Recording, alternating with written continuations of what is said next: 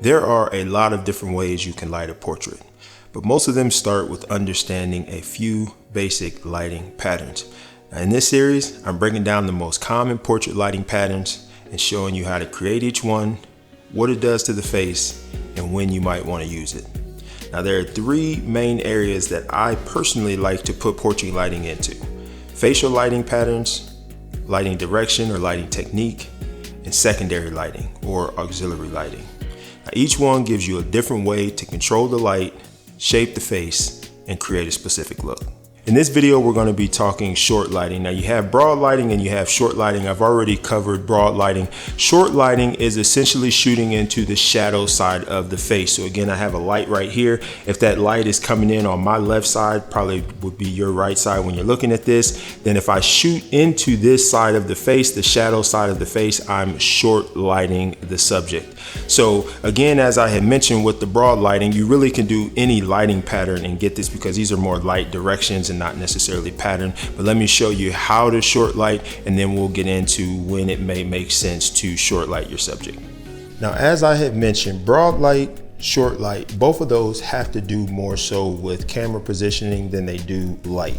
Okay, so to broad light or short light, your light pattern and where you position the light don't matter as much as how you shoot.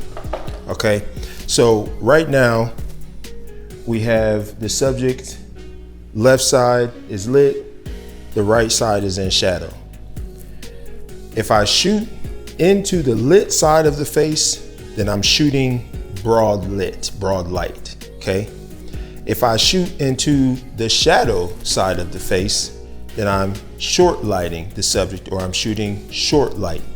So when you think of the two, think about where you're shooting into on your subject. If you're shooting into the part of the subject that is being lit by your key light, then you're broad lighting your subject.